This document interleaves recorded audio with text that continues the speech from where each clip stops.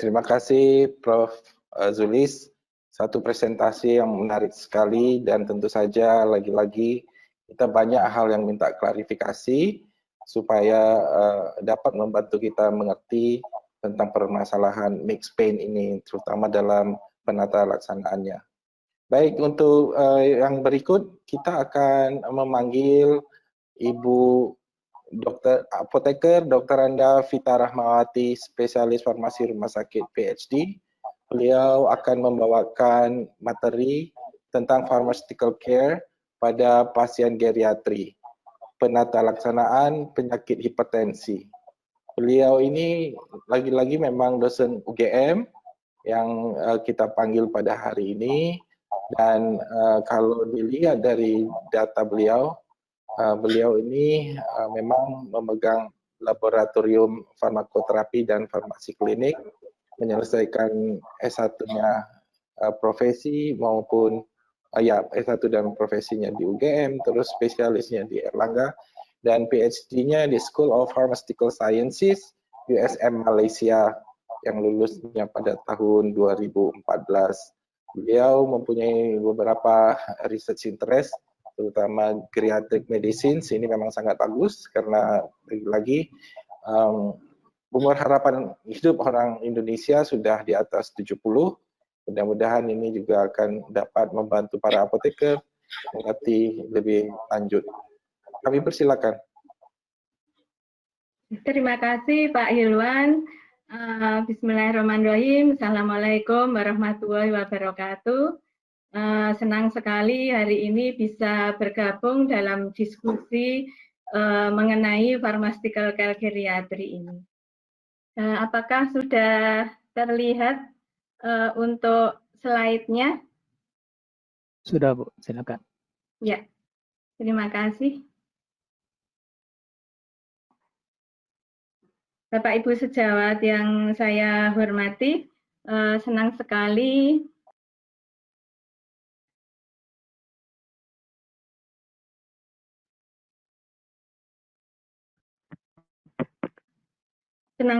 bahwa siang ini kita bisa berdiskusi mengenai pharmaceutical care pada geriatri. Adapun outline learning objektif pada siang hari ini adalah memahami mengenai perubahan fisiologis akibat proses aging, kemudian dilanjutkan dengan penata laksanaan untuk salah satu penyakit pada lansia yang paling sering dijumpai, yaitu geriatri. Kemudian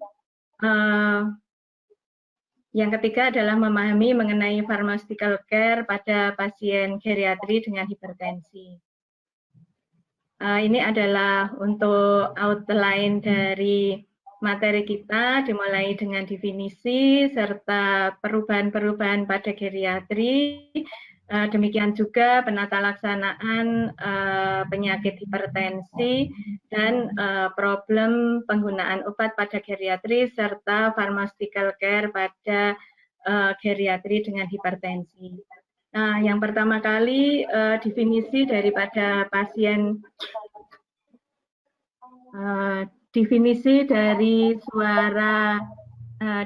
dari pasien geriatri sendiri adalah seorang dengan usia 60 tahun ke atas dengan yang ditandai dengan multi penyakit dan atau gangguan akibat penurunan fungsi organ, psikologi dan lingkungan.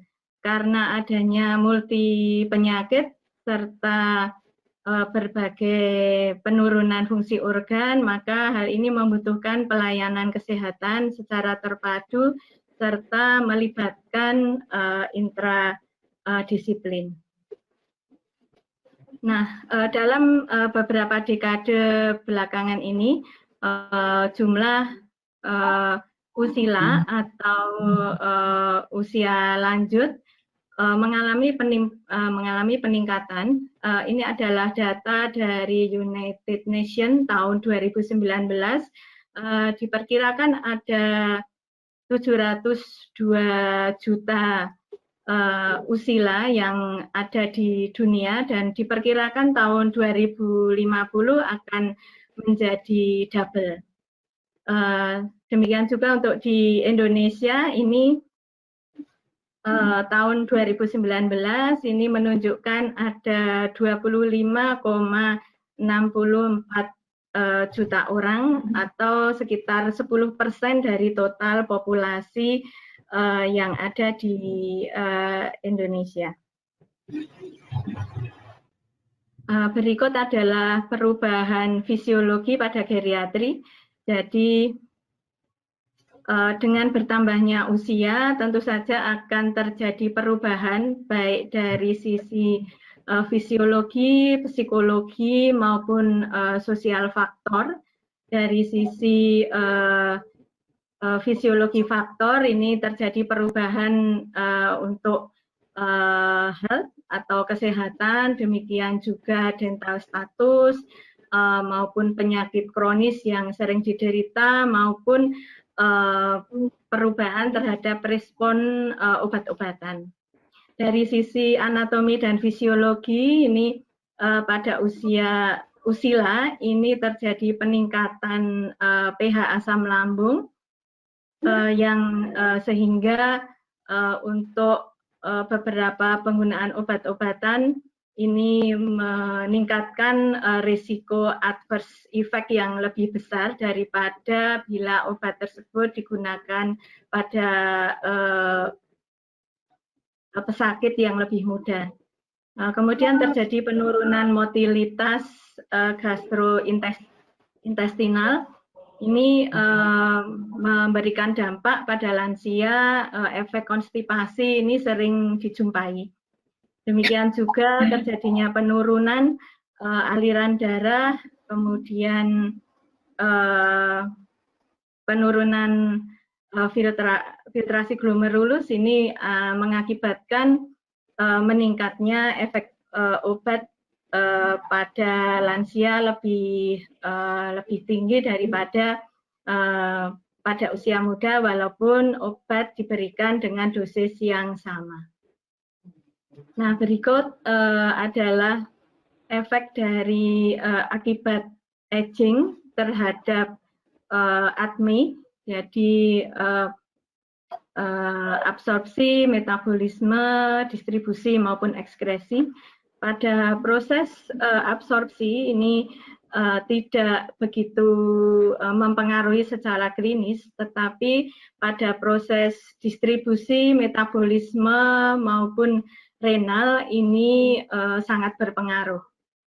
Pada proses distribusi ini terjadi penurunan volume distribusi dari obat-obat yang bersifat hidrofil. Hal ini disebabkan karena terjadinya penurunan jumlah volume cairan yang ada pada geriatri. Jadi semakin meningkatnya usia, maka jumlah cairan di dalam tubuh ini akan berkurang, sehingga terjadi penurunan volume distribusi pada obat-obat yang bersifat hidrofil. Contohnya misalnya saja adalah digoxin. Selain itu juga terjadi peningkatan volume distribusi dari obat-obat yang bersifat lipofil. Hal ini karena pada pasien geriatri ini terjadi peningkatan body fat akibat aging, sehingga obat-obat yang lipofilik ini akan mempunyai T-setengah eliminasi yang lebih panjang pada geriatri. Pada proses metabolisme ini terjadi penurunan hepatic blood flow maupun massa pada hepar, sehingga banyak obat-obatan yang mempunyai kadar obat yang lebih tinggi di dalam plasma karena organ metabolismenya ini sudah berkurang.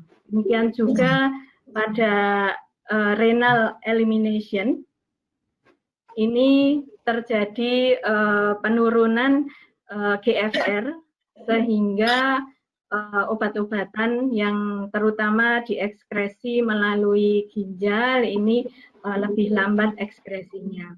Nah, secara umum bahwa terjadinya penurunan distribusi metabolis proses distribusi metabolisme maupun renal ini akan mengakibatkan kadar obat di dalam darah yang lebih tinggi daripada jika obat diberikan pada pasien dengan usia yang lebih muda. Sebagai contoh adalah profil verapamil yang merupakan salah satu obat hipertensi. Di sini diberikan pada dua pasien, yang satu adalah berumur 23 tahun, yang satu 82 tahun. Di sini terlihat bahwa proses eliminasi pada lansia ini menjadi lebih lambat. Nah, apa yang bisa kita ambil dari perubahan fisiologi tadi adalah bahwa adanya perubahan tadi akan memberikan risiko meningkatnya adverse effect pada lansia. Nah, selanjutnya adalah bagaimana hal ini bisa diminimalkan risikonya adalah dengan melakukan adjustment terhadap pilihan obat maupun adjustment terhadap dosis. Untuk adjustment terhadap pilihan obat, ini ada beberapa reference atau artikel, mungkin nanti Bapak Ibu bisa download, yaitu mengenai potensial inappropriate drug in the elderly. Jadi di dua artikel ini terdapat obat-obat, daftar obat-obatan yang memberikan efek kurang bagus pada lansia. Kemudian alternatifnya yang bisa digunakan pada lansia itu yang mana? Nah, kalau yang dari American Geriatric Association ini daftar obat-obatnya tentu saja untuk obat-obatan yang banyak di Amerika, sedangkan yang dari Stop Star ini lebih banyak obat-obatan yang beredar di Eropa. Ini untuk Indonesia ini sepertinya belum ada, karena mungkin perlu dilakukan penelitian juga supaya bisa lebih tepat saya rasa. Nah, bagaimana dengan tadi selain pilihan obat atau adjustment pilihan obat, selanjutnya adalah adjustment dosis. Pada pemberian obat pada geriatri ini ada suatu slogan, yaitu start low, go slow. Jadi mulailah penggunaan obat dengan dosis yang rendah, kemudian dititrasi secara perlahan, dievaluasi efeknya, kemudian kalau memang perlu meningkatkan dosisnya, maka bisa dilakukan secara perlahan-lahan. Ada beberapa obat yang pemberian dosisnya itu mengikuti clearance kreatinin daripada pasien. Nah, sehingga pada pasien geriatri ini memang data mengenai clearance kreatinin ini sebaiknya didapatkan. Nah, ini bisa diperoleh menggunakan rumus Cockcroft-Gault dengan mengetahui umur, ya, kemudian berat badan, sehingga kemudian dengan mengetahui clearance kreatinin kita bisa mengetahui berapa persen adjustment penurunan dosis yang diperlukan. Nah, selain dari perubahan farmakodinamik juga terdapat perubahan farmakodinamik, misalnya adalah peningkatan sensitivitas dari obat-obatan. Ini mengakibatkan tadi efek obat bisa menjadi lebih tinggi. Demikian juga terdapat perubahan di dalam blood-brain barrier. Dalam hal ini kurang efektif, sehingga beberapa obat ini lebih mudah menimbulkan efek samping seperti terjadinya confusion atau delirium. Ya, contohnya adalah benzodiazepin, sehingga karena terjadi delirium, maka ini menimbulkan risiko jatuh pada pasien lansia menjadi meningkat. Misalnya adalah obat diazepam, pemberian obat diazepam ini di banyak pustaka disebutkan meningkatkan risiko jatuh pada lansia. Ini adalah geriatric problem, ada 14 I, di mana kita bisa kaitkan dengan pharmaceutical care yang akan kita lakukan. Misalnya di sini salah satu problemnya adalah immobility atau keterbatasan gerak. Misalnya saja seorang geriatri mendapatkan resep di mana aturan pakainya adalah gunakan setengah tablet, maka si pasien tersebut harus memotong tablet. Nah, apakah pasien geriatri tadi masih bisa memotong dengan benar atau ada keterbatasan?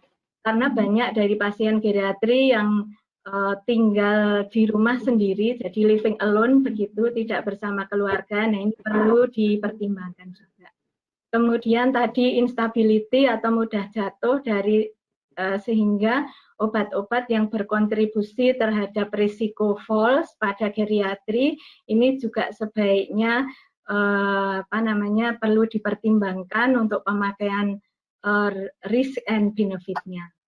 Kemudian terjadi intellectual impairment, ini saya rasa bisa berkaitan dengan konseling yang akan Bapak Ibu berikan, bagaimana memberikan pengertian kepada pasien geriatri dengan bahasa yang simpel dan mudah dipahami. Demikian juga impairment of vision, ini kalau memberikan penanda pada aturan pakai ini harus jelas. Nah, problem yang lain yang sering timbul adalah depresi dan malnutrisi. Malnutrisi ini membawa efek yang jelek pada geriatri, yaitu berupa menurunnya sistem imun, dan penurunan sistem imun ini akan berefek terhadap timbulnya infeksi yang sering terjadi pada geriatri. Gangguan yang lain adalah terjadinya incontinence atau gangguan BAK, yang hal ini juga incontinence ini bisa disebabkan karena obat-obatan seperti contohnya adalah diuretik. Kemudian kita masuk kepada beberapa penyakit yang